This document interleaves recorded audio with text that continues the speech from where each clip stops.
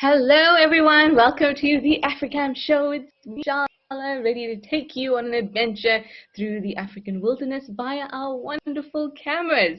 So welcome on board everybody, so happy to be here as usual. It's our second Africam show for the year, I think. Yes, I'm still getting into the groove, as I'm sure many of you are too.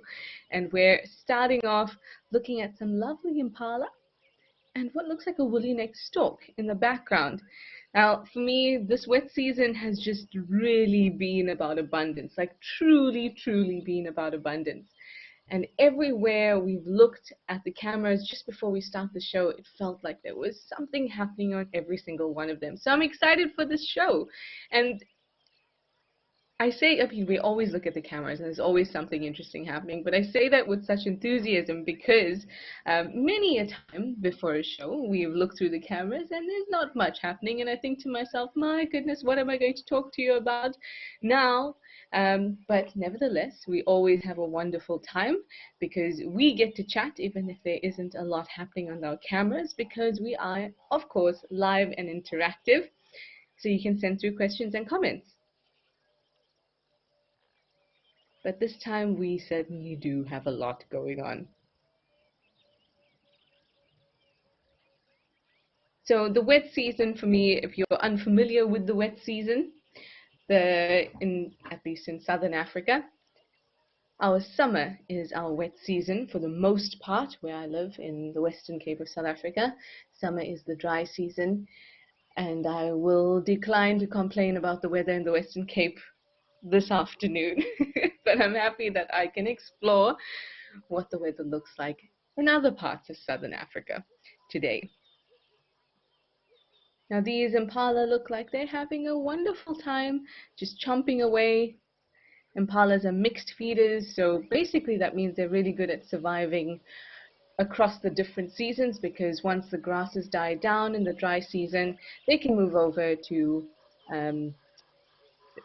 browsing on leaves. But as you can see, when the grass is nice and soft, like it tends to grow, extra juicy, around little water holes, waterways, even little pans, that will be impala's first choice. Everyone's just chilling. And that's the other thing I like about the wet season, is that because there is so much abundance of water, of foliage, an abundance of sunshine, and of course an abundance of prey. And yes, impalas are prey items or prey animals, but at the same time, because of that abundance, it almost feels like everyone's just a little bit more relaxed. So that's really nice to see. But how about we head over to Tau, because there's some other prey species there. It's not nice to say prey species, but they are in fact prey species. Some zebra. Here we go. We're over at Tau now. And I've got some hellos coming through. Zygote, you say hi to Shala, and namaste to you too. Jan Powers, you say hello everyone. Hi Jan. Casper Said Ghost, you say good morning all from -6 degrees Fahrenheit. Whew. And a chilly wind too in Milwaukee, and you're brewing lots of hot coffee. That sounds like a great idea.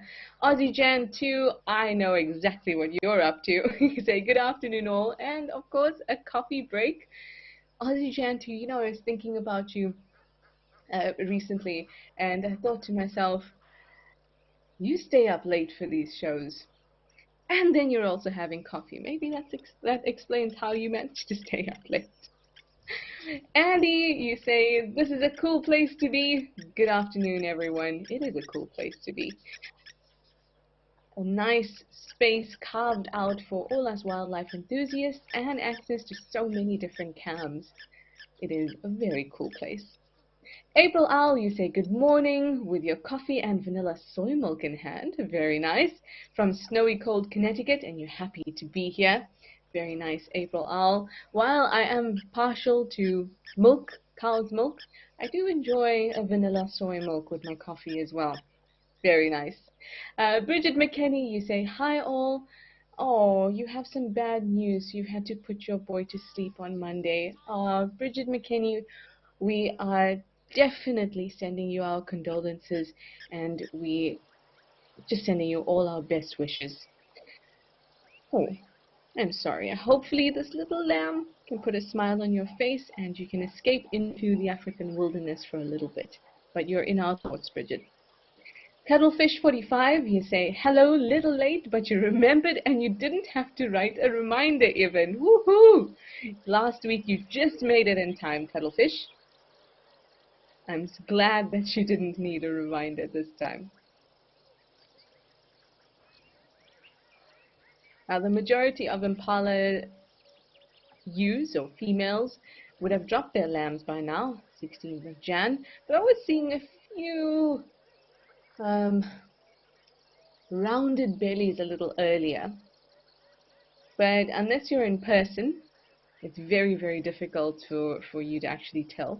Or if we're quite zoomed in to a ewe, then we can tell that maybe they're pregnant or they're not. But from afar, I don't know if my brain was just still thinking about the impala lambs.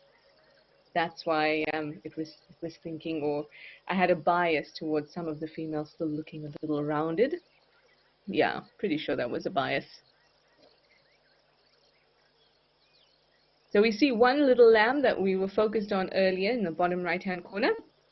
I see a few others, or at least one other, two others at the back there.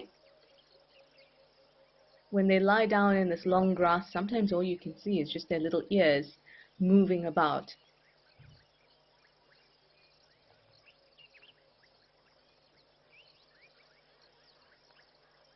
Now, some impalas or some populations, even groups within a population, some can even drop their lambs a little later. You might have heard about that. And it's led to about impala lambs being able to delay pregnancy until impala female, excuse me, being able to delay their pregnancy until conditions are more favorable. But that is a myth. Pregnancy is not something that can be held in. Once a pregnancy has begun, it's very difficult to stop it. Now, there is a stage at which it can be paused.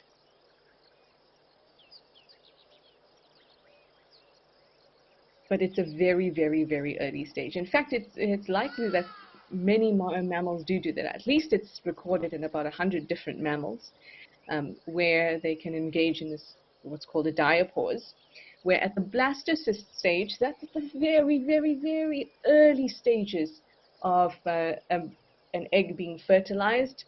There's no fetus. It's literally just a ball with a few multiplications of that cell. I think it's about 8 to form the blastocyst. At that stage, many mammals can pause pregnancy. And it may be so that in impalas, they're able to do that too.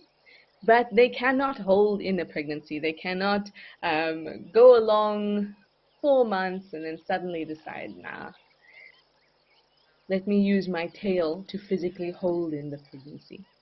Unfortunately not. But I think it's a really interesting thing when you're thinking about diapause.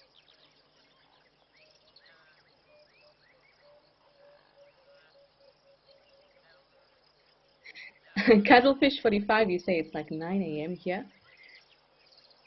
Nice. I think that this is a great way to start a day. For me, it's about 9 minutes past 4 in the afternoon. So it's kind of a way for me to wind down the day. Well, wind down the work day at least. Bridget McKinney, you say thank you. Thank you for still jumping on board, even though we know it's a difficult time for you.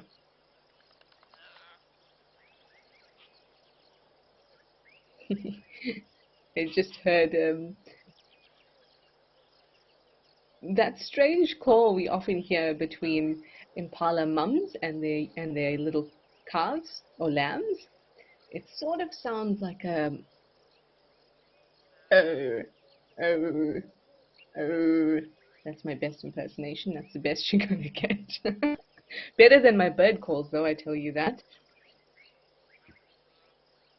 It's a very cute little contact call. Now this ewe that's in front of us, she's got a bit of a strange left ear. It's almost as if the tip has either been damaged or has not developed properly, like it's lacking some cartilage at the end. Cuttlefish 45, you say, what was that sound? It startled you. That was me. That was me trying to replicate the sound of an impala mum calling her little lamb. Didn't mean to startle you. If anything, it should have been very endearing. Timber Grace, you say good morning from freezing Minneapolis. Diet Coke for the show, but Timber Grace, it's freezing. But fine, I'll take it.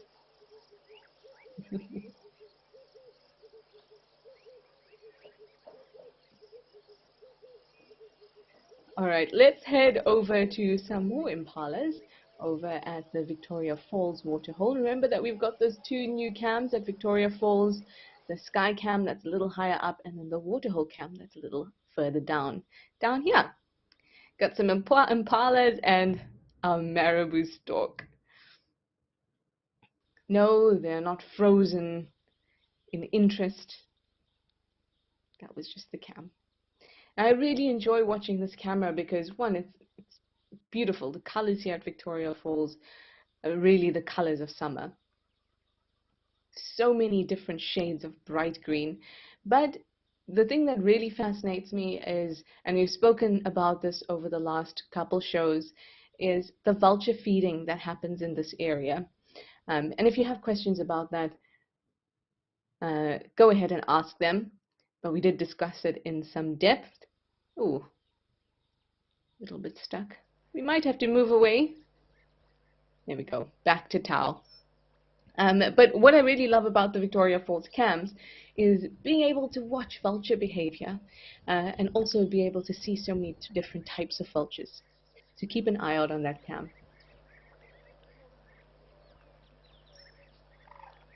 Now earlier, of course, when we were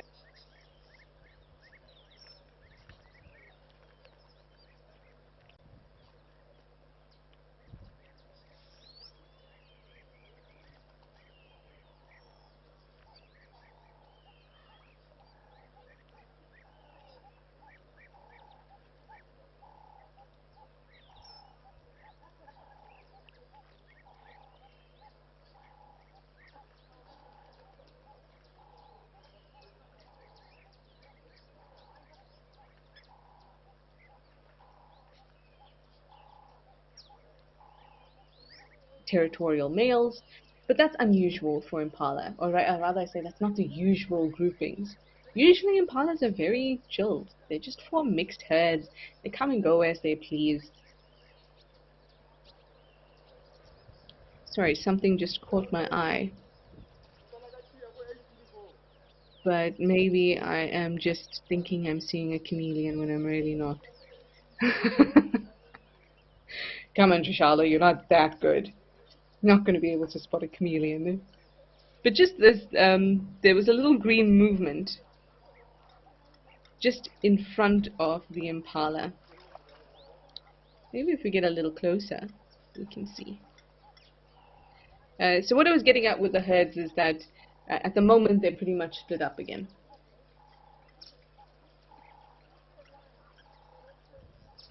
Sorry, I'm still thinking about chameleons. Can we just get a little closer there, please?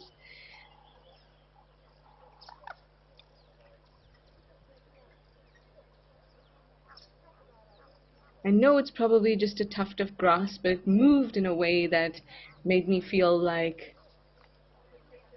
there could be something green walking around there. No? Okay. Okay, never mind then. We'll just talk about the herds. So, the only time that impalas form those defined herds bachelor groups, territorial males, and then those groups of females, the only time they form those is during the rut. Every other time of the year, they form these mixed herds. Everyone kind of hangs out together. Sometimes it's just bachelor herds. There's no definition, really.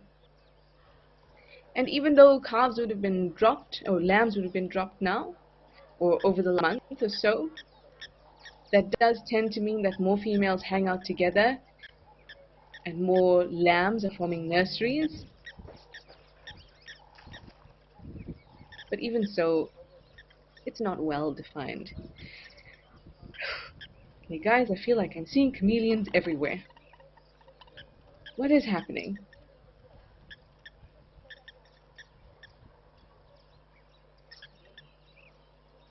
Okay, that's definitely... I was looking at the bottom left there, and I thought I had seen one.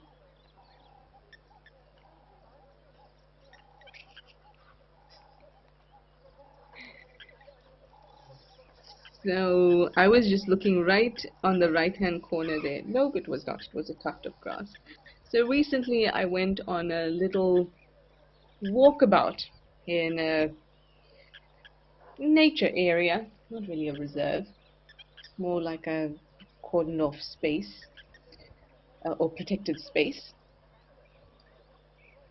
And I specifically went to go and look for Cape dwarf chameleons, and I'm glad to say that I was successful, and it made me feel very good about myself, because I went with a group of people and they had told me that they had seen chameleons in this area and we wanted to maybe film them a little bit, that kind of thing. And so we went looking and I couldn't find them. And then suddenly, just like in the bush, I just needed to see one, to just understand, just for my eyes to be able to understand the shape and the color within that particular habitat. And then before I knew it, and this was during the day, before I knew it, I'd found 3 in the space of about 40 minutes. It's a wonderful, wonderful thing. So maybe that's why I'm feeling a bit chameleon biased at the moment. Cuttlefish 45, you say the vulture feeding starts at about 5 a.m. here. And you try to watch every morning. It's so cool. It happens at 1 p.m. in Southern African time. It is really, really cool. And I'm glad that you also maybe do you set a timer for that too, Cuttlefish 45? It's always a good thing to catch. I mean, you never know what could come around. In certain areas, I mean, for one, there's the vultures that we are used to seeing, and so I shouldn't say used to seeing, but they're more common in Southern Africa, like a lappet-faced vulture or a hooded vulture, and of course a white-backed vulture. Some that are a little bit more rare. I've only ever seen one white-headed vulture, but I still know that they're around, or a Cape vulture. I still know that they're around, but we may even see things like a bearded vulture or an Egyptian vulture, a palm nut vulture, a Rupel's vulture. Those are the less common ones. But when you watch the vulture feeding that goes on at Victoria Falls, you are just increasing the likelihood that you may see those. I'm hoping that we will get to. Cuttlefish 45, you'd like to know, are those bird nests in the trees? Yes, they are. You can see all of them hanging there.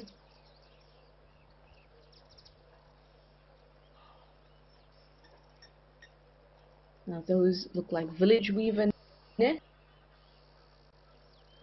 Village weavers tend to build these dome-like nests or that droop above a water source. And you can see hundreds and hundreds of them around water holes.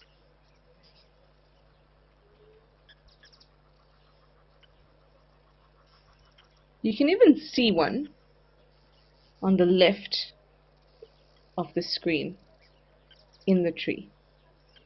There's one right there. I can't believe that now that we have gone live, our elephants are gone. But we have a spoonbill. Hello, spoonbill. No? Hopefully we can come back to the spoonbill. Thank you. There we go. Hello, lovely. Oh, goodbye, lovely. Oh, and we have a croc.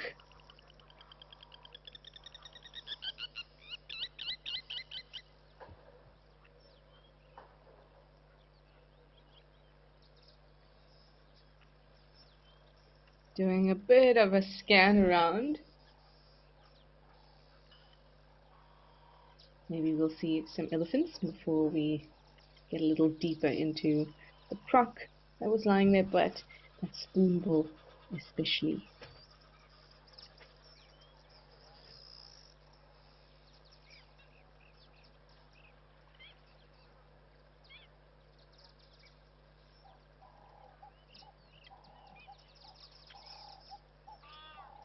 Gosh, this is the greenest I've ever seen Madikwe.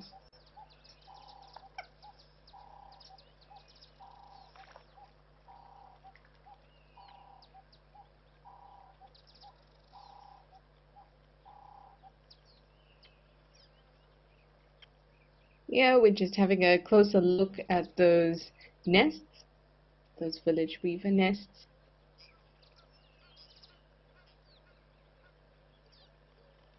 There's quite a few weavers that have a similar kind of look. There's southern masked weavers, there's a village weaver, there's a lesser masked weaver. They have a similar look about them in terms of the kind of the black mask on the face. Lesser masked weaver, it's kind of not as much of the face is covered, plus the eye is very pale yellow. But the southern masked weaver and the village weaver, if you want to tell them apart with a too close a look at the actual bird, then a good way to think about it, until you get a good look at the bird, is that village weavers tend to build their nests above bits of water, preferably large bodies of water, and southern masked weavers don't have that preference. So it's always a good thing to think about. Now we are looking at this delightful croc. Oh, Carl, you just asked the same question.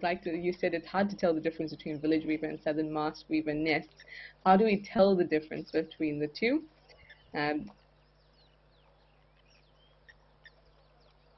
I said earlier, village weavers tend to build their nests around water bodies, but again, it's not an absolute rule. You might get one or two masked weavers on the side of a tree that's close to a water body, but village weavers tend to build their nests like right above hanging branches, like hanging over the water. In terms of the actual way that the nest looks, I wouldn't be able to tell you actual differences in the way that the nest looks, because the entrance is pretty much situated in the same way, and the shape is quite similar as well.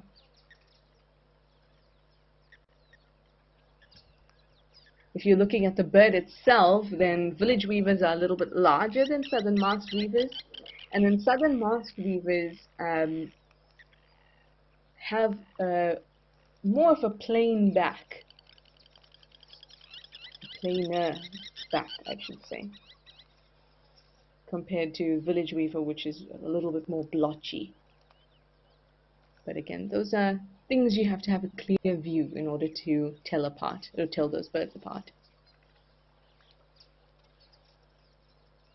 I like how this croc is just chilling by this acacia, or I should say the chilia.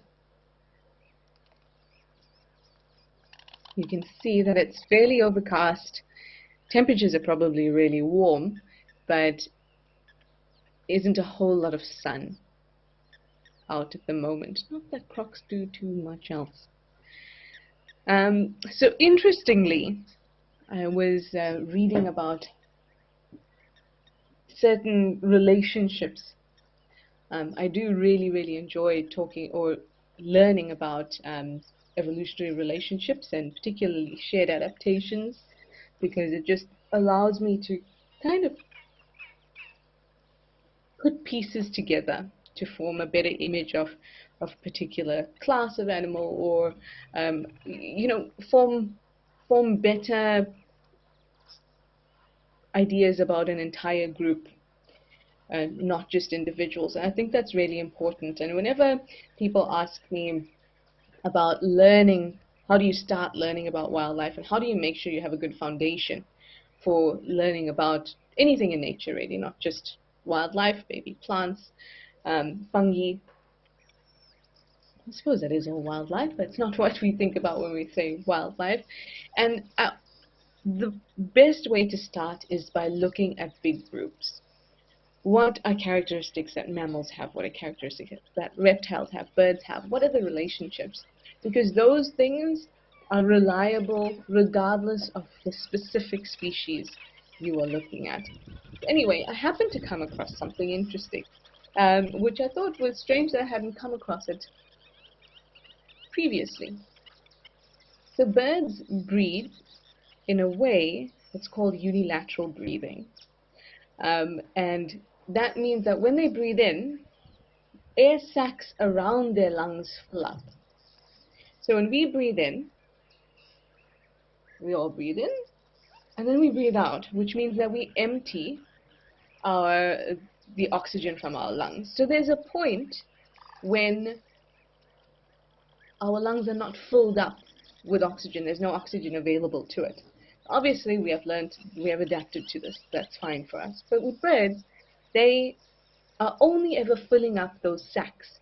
And because there are multiple sacs, there is never a period where their lungs don't have fresh air available to them, because the air moves from those sacs into their lungs, and then when they take a breath, the sacs get filled up. Unilateral breathing. So I'm talking to you about this while we're looking at this crocodile, because it is a characteristic that they share with crocodiles, which I found incredibly interesting. So crocodiles engage in unilateral breathing. Well, not only engage in, they have what's biologically necessary for unilateral breathing, the anatomy for it. Crocodiles, monitors, birds, all have unilateral breathing, which means all of them have air sacs, which kind of throws a spanner in the works as to how it evolved in the first place and why. That being said, ancestors of birds also have those lungs. So it's, although that type of breathing structures, those types of breathing structures, which I think it's crazy. So it could be, sorry, I did a deep dive, everybody, and you know, when I learn about something interesting, then I have to share it with all of you. So the initial thought was that birds, because they fly, and flying takes so much energy, that they would need a constant supply of oxygen in order to keep on going. Yes, that makes sense. And you might think, well, bats fly and they don't have unilateral breathing. That is 100% correct. But bats can't fly at the altitudes that birds can. So thanks to unilateral breathing and the fact that oxygen is constantly available to them, birds can fly at high altitudes where there's less oxygen in the atmosphere, which is great. And that feels like a really good reason for why unilateral breathing would be a thing. But then crocodiles also have structures and engage in unilateral breathing, which is just weird, actually. So one other theory is that maybe unilateral breathing evolved separately in monitor lizards, and that the last time crocodiles and birds shared a common ancestor, which was somewhere around the Permian extinction, like 250 million years ago or so, that it's possibly around that time that it first came into being. And there is fossil evidence to suggest that pterosaurs, which would be relatives of birds, actually engaged in that kind of breathing too. And it just seemed to work. Evolution and adaptation is an interesting thing because something just needs to not harm you for it to persist. It doesn't necessarily need to give you an advantage. Because if it doesn't harm you and it stays in you, there could be an advantage some other time later on. But as long as it doesn't harm you, that adaptation can stick around. Now, around that time, around that Permian extinction time, there was a massive drop in the amount of oxygen available in the atmosphere. Now, before that, there was a lot more oxygen in our atmosphere compared to after that event, or well, around that event. So maybe the unilateral breathing and the developing the air sacs around the lungs to help with there being a constant supply of oxygen really helped at that time, because those animals would have, I'm talking about that 250 million years ago mark where the ancestors of birds and crocodiles. Oh, do we have a Cory Bustard there? Goodness me! Talking about birds and their relatives and prehistory of these amazing dinosaurs, because they are in fact dinosaurs. A Cory Bustard right there. Yes, sir. When you see a Cory Bustard, makes you think dinosaur immediately. So ancestors of these wonderful creatures way back when, 250 million years ago, maybe they developed those air sacs around the lungs, because before that there were heaps of oxygen, and then the air sacs really helped them when oxygen started to thin out to the levels that they are now. Oh, what a lovely find. Yes, everyone, that's what my holiday period consists of. Deep dives into things like this. And I always find that unless I remind myself before we get to spend time together, unless I remind myself, I completely forget to share it with you. So I'm glad I remembered this time. Bridget McKinney, you say that's really interesting. It is. I love that it makes me think about things. And then I get to share it with all of you, and perhaps you think about these things too.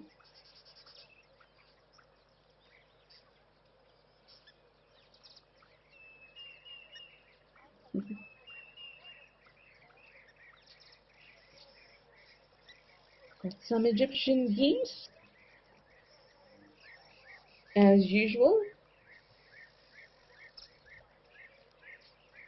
I saw a red-knobbed coot on the other side as well.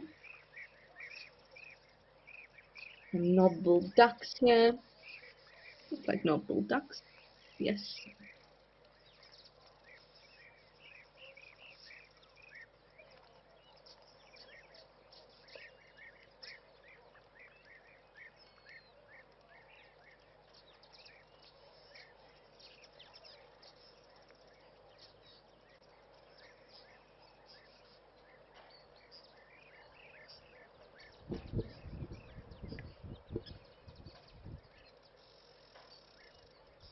I'm sorry we didn't get a closer look at that Cory Bustard.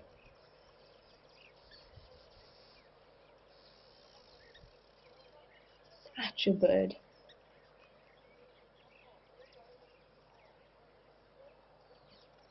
Now, another really cool thing that I came across today, actually, I was just having a look at kind of a recap of 2023 and the some cool fossils that were found last year. And there was one, it's an unnamed fossil. and it was a type of pterosaur, so that's a flying dinosaur, which is a little bit different to the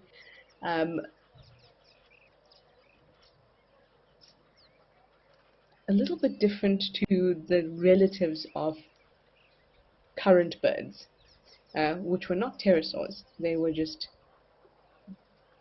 non-flying dinosaurs that eventually evolved into the flying friends we see today.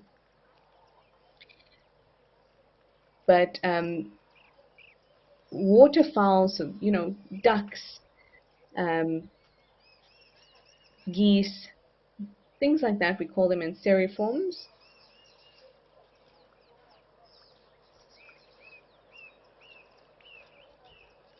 They tend to have little lamellae on their beaks or their bills. And this particular very cool fossil that was found last year, they call it a spatula-billed something for now. Doesn't have an actual name just yet. But it kind of had a bill very similar to the spoon bill that we were looking at, and it had those little lamellae. The lamellae are just kind of, if you imagine like a baleen whale, so a whale that's a filter feeder, but on a much smaller scale. So if you think about a flamingo, the way that it strains water to collect little plankton, so it's a straining device almost. So imagine a straining device in the shape of this spoon bill's bill, but on a pterosaur from millions of years ago. It was a very, very, very cool find. I think anseriforms, or water birds, or waterfowls I should say, really interesting group of animals.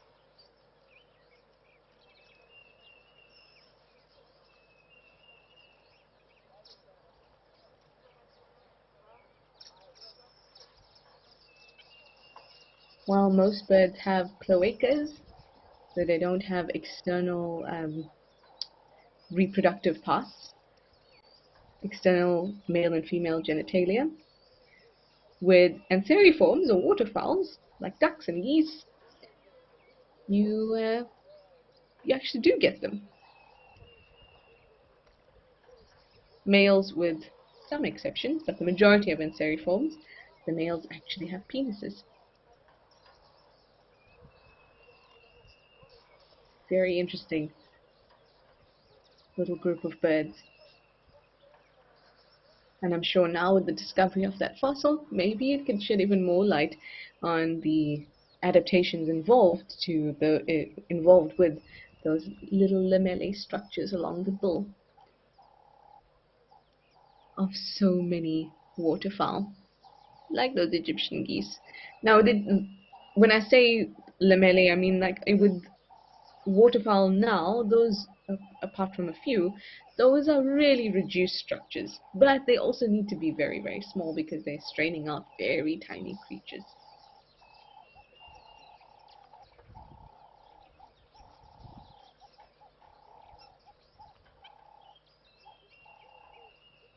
Seems like some sun has started to peek through.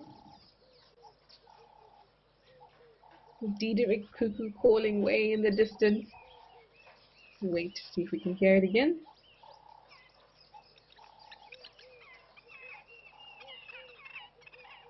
There we go. Zygoju also picked it up. Tons and tons of bird calls here at Towel Waterhole. And lots of birds too.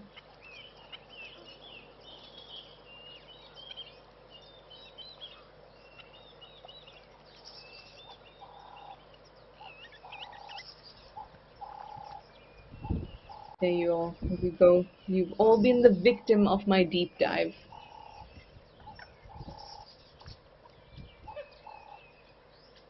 I think one of my favorite things in the entire world is being able to learn something cool and then share it with everybody else.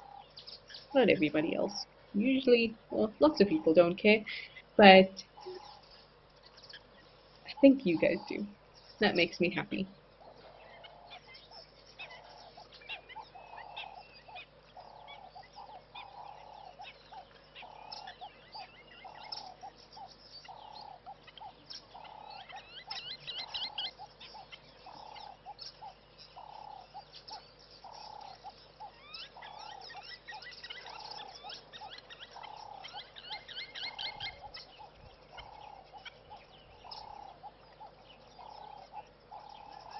We're gonna pass that crocodile any moment, just on the other side of the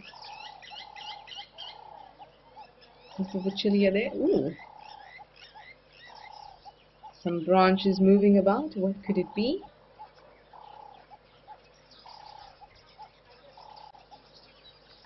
So we're just having a scan around, I think, for that quarry busted, but I have a feeling it's already moved off. I hope not, though.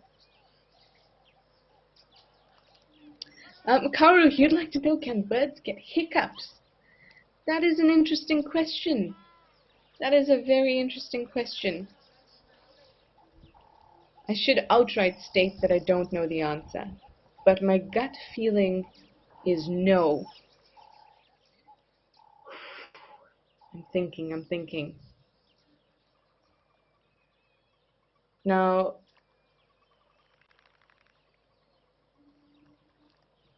when we hiccup, the reason for the hiccup is, oh, there's some zebra in the back there.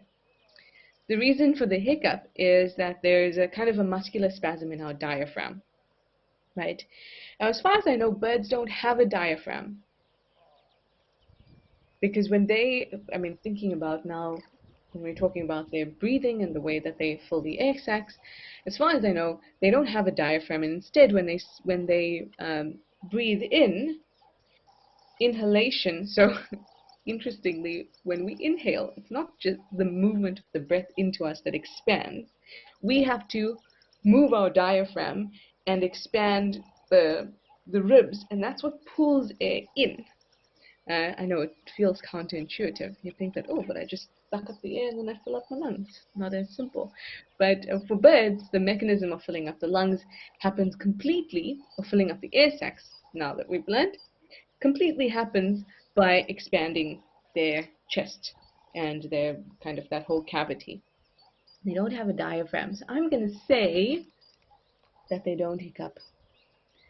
That would be my educated opinion. Educated guess, I should say.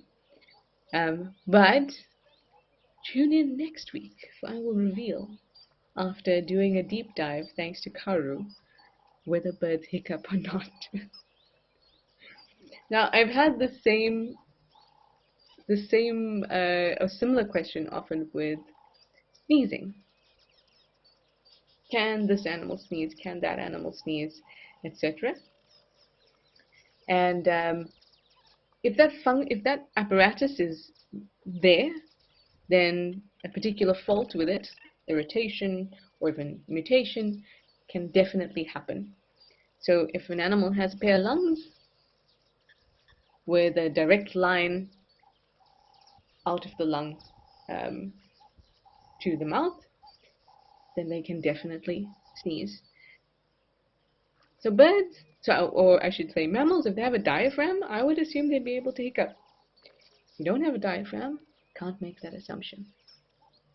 Cuttlefish 45, you say, where in the world are all the creatures? That's what I'd like to know, because like I said earlier, when we were checking the cams before the show started, it felt like there was everything. There were giraffes, there were elephants. I was so excited. I was like, whoa. All the elephants are going to do the talking. But instead, I had to put you through what happens in my brain when I get excited about information. I really hope that you still enjoyed yourself, though. And the torture is over now. Don't have to listen to me drone on about relationships, evolutionary relationships and adaptations. But you know, that's just me being me. Anyway, continue to watch the cams. Continue to look for those animals. Cuttlefish 45, they are somewhere.